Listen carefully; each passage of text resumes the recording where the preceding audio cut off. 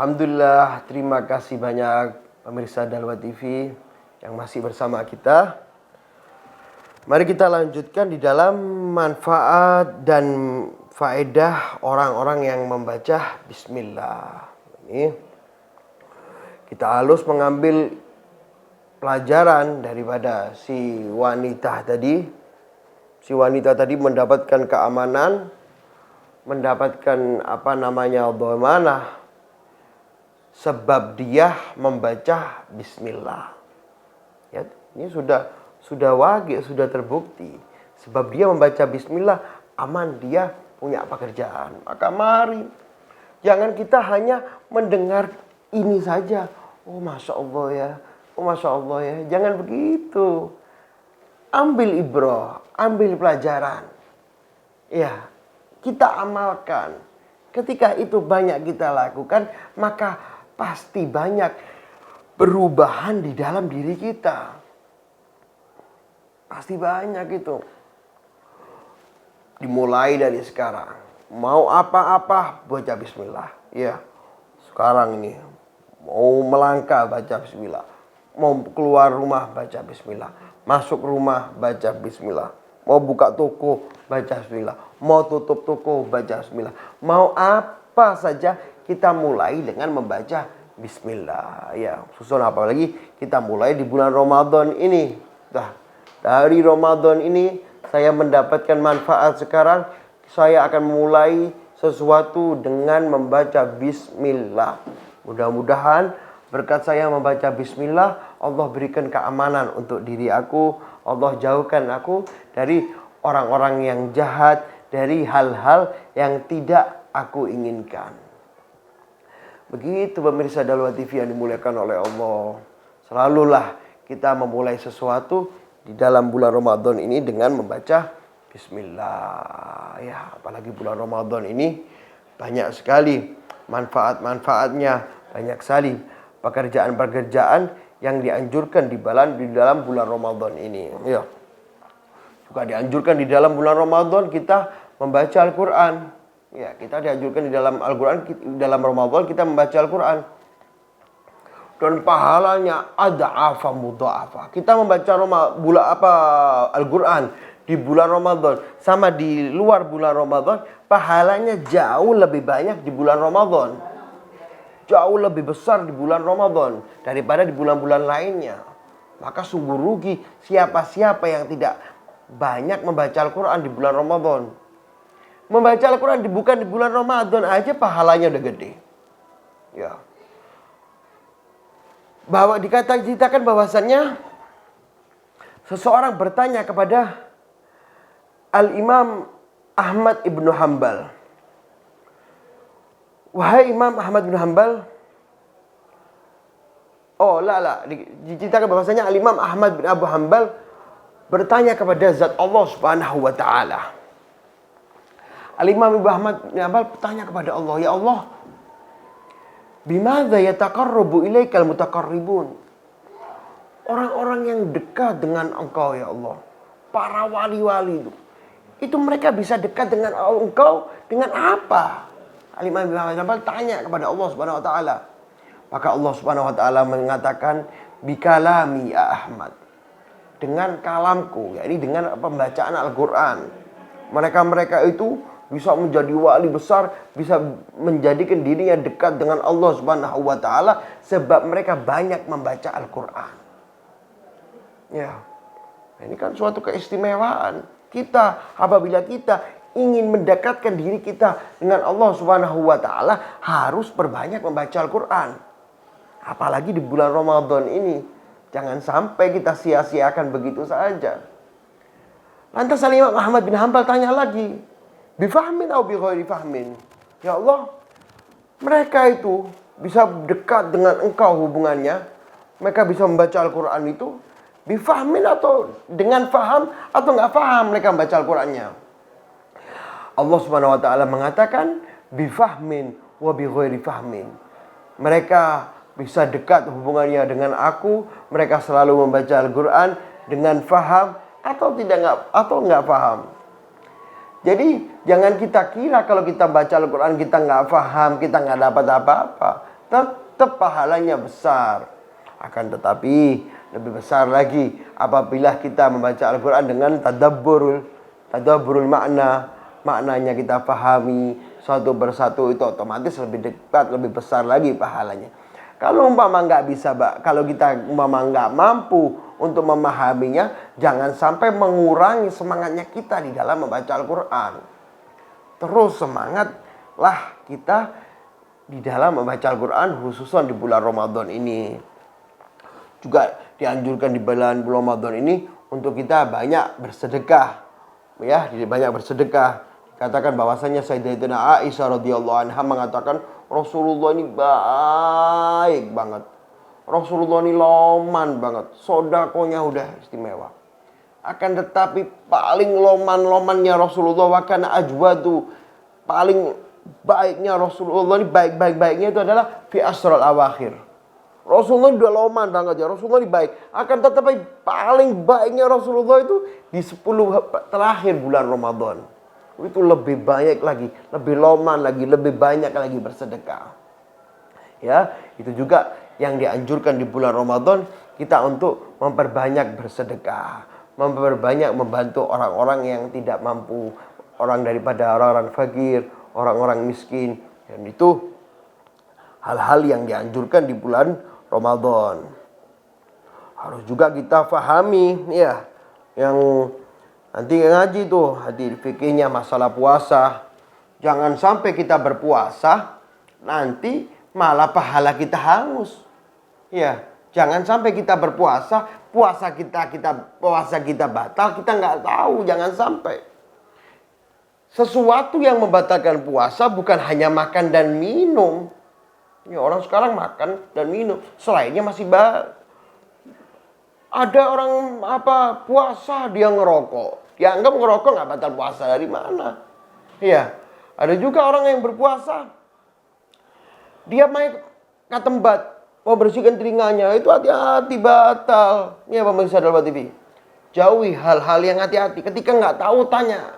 Jangan sampai perbuatan kita itu fatal buat kita nanti, membahayakan buat diri kita. Jangan sampai kita puasa kita batal, kita nggak tahu. Itu harus kita perhatikan. Karena dikatakan di dalam hadis ada khamsun yuftirna shaim, ada 5 perkara yang bisa membatalkan, menghanguskan pahalanya orang yang berpuasa. Di mana Rasulullah SAW beliau bersabda dalam hadis, khamsun yuftirna shaim. Ada 5 perkara yang mana 5 perkara tersebut bisa menghanguskan pahalanya puasa. Ya, dikatakan di dalam hadis, kam min shaimin laisa min shaumihi ilal ju' wal atas. Berapa banyak orang yang berpuasa itu, dia tidak dapati dari puasanya kecuali lapar dan haus. Ya, dia capek-capek ini. Dari pagi sampai malam nggak makan, nggak minum, capek, haus, lapar, dia tahan. Akan tetapi nggak ada pahalanya. Kan sayang sekali itu. Ya. Makanya dalam hadis Rasulullah SAW bersabda, khamsun yuftirna shaim. Ada 5 perkara yang bisa menghanguskan pahalanya orang yang berpuasa. Jangan sampai 5 hal tersebut masuk ke dalam diri kita. Jangan sampai 5 hal tersebut kita kerjain.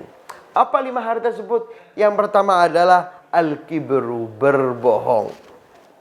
Hati-hati. Ya, jangan sampai kita yang berbohong di bulan Ramadan. Apalagi mereka itu yang dagang. Ramadan nanti toko rame semua. Dagangan rame. Akhirnya dia memaksakan dagangannya laku, dia sampai berbohong. Nah, itu bahaya. Oh, ini dia belanjanya 100.000. Dia jual 200.000. Dia katakan, saya belanjanya 150. Saya belanjanya 190. Saya cuma ambil untung 10.000. Saya cuma ambil untung 20.000. Padahal bohong. Nah, itu hati-hati. Dia capek-capek, dia pagi-pagi bangun, dia ke pasar, nggak makan, nggak minum, akan bisa menghanguskan pahalanya dia. Ya. Dan bohong tersebut dosanya besar. Dalam Al-Quran Allah Subhanahu wa ta'ala mengatakan, pada ja'ala anatullah al-kadzibin, maka Allah Subhanahu wa ta'ala akan melaknat mereka-mereka yang berbohong. Ya, akan melaknat mereka para pembohong. Suka bohong, hati-hati. Kalau sudah dilaknat sekali oleh Allah Subhanahu wa ta'ala, bisa apes kehidupannya dia. Jauh dia dari keberkahan. Usahakan di bulan Ramadan jangan sampai berbohong. Kita jauhi berbohong dari diri kita dan anak-anak kita. Kita bilangin semua orang-orang yang ada di samping, hati-hati jangan bohong. Hati-hati jangan bohong. Kalau bohong pahalanya hangus. Al-kadzib wal ghibah, ngomongin orang lain. Ya. Ngomongin orang lain. Nah, itu juga hal yang bisa menghanguskan pahalanya puasa. Siang-siang duduk sama teman-temannya, nongkrong dia ghibah. Nggak tahu nggak si orang itu, si fulan, dia itu begini, dia itu begini. Dia ghibah orang lain, maka hangus di waktu itu pahalanya dia. Sayang, capek-capek dia dari subuh sampai maghrib nggak makan, nggak minum, nggak dapat apa-apa. Dan orang ghibah ini, pemirsa Dalwa TV yang dimuliakan oleh Allah, kalau benar yang dilakukan, dia ghibah sudah. Dia juga menyebarkan aib orang lain. Kalau umpama yang dia katakan tidak benar, dia fitnah. Dosanya banyak. Orang ghibah ini dikatakan bahwasannya Al-Imam Syafi'i mengatakan tandanya orang baik itu, ya kalau kita pengen tahu kita ini orang baik apa enggak, Imam Syafi'i mengatakan tandanya orang baik itu dia selalu melihat orang lain lebih baik daripada dirinya. Dia lihat, oh ini lebih baik, ini lihat, banyak memuji orang, ini nggak pernah jelek-jelekin orang, nggak pernah menghibah orang. Itu tandanya orang baik, katanya Imam Syafi'i. Dan tandanya orang jelek, katanya Imam Syafi'i, setiap duduk ngomongin orang, setiap duduk jelekin orang, ini jelekin orang. Nah itu, kalau kita ghibah orang lain, berarti kita tandanya orang-orang yang jelek. Ngapain ngomongin orang jelek? Kita kan jelek juga berarti. Maka hati-hati jangan sampai ghibah. Kalau kita sudah berani ghibah, kita juga jelek. Berarti bukan orang yang, tahu nggak si Fulan tuh jahat gini-gini. Selain itu kita juga jahat. Kalau kita kenapa? Karena kita sudah berani ghibah. Dan hati-hati, ghibah ini tidak bisa diampunkan tidak bisa diampuni dosanya kecuali dia minta maaf sama orang yang dighibahi. Dan harus menyebutkan kesalahannya, dikatakan, ya Fulan, minta maaf, semalam ana habis ghibah ente. Semalam ana habis ngomongin kejelekan ente. Ngomongin apa? Ana semalam habis ngomongin bahwasannya ente itu suka mencuri. Harus kita ngomongkan semuanya. Kan berat. Kalau kita habis ghibah, kita menyesal, kita mau tobat, nggak bisa. Walaupun kita sujud beribu-ribu kali, tidak bisa diampuni dosanya. Kecuali kita sudah minta maaf sama orang yang dighibahi. Kita sudah ngaku, baru bisa diampuni dosa kita. Karena hati-hati, jangan gampang-gampang ghibah. Ya. Umpama kalau kita ghibah, orang yang kita ghibahi, dia orang yang kita ghibahi dia mencuri. Hati-hati tuh, si Fulan tuh dia mencuri. Itu maling, itu gini. Nah, si Fulan yang mencuri tadi, ketika dia tobat, dia minta maaf, dia kembalikan barangnya orang lain, selesai. Akan tapi kita yang ghibah, kita mau tobat seperti apa? Tidak bisa diampuni dosa kita sebelum kita maaf sama orang tersebut. Ya, kan hati-hati, jangan sampai Ramadan ghibah. Bohong yang pertama, kedua ghibah, wan namimah, ngadu domba. Ini jahat sama inti, ini sama ini. Mengadu domba antara dua orang, itu namimah. Angus juga dosanya.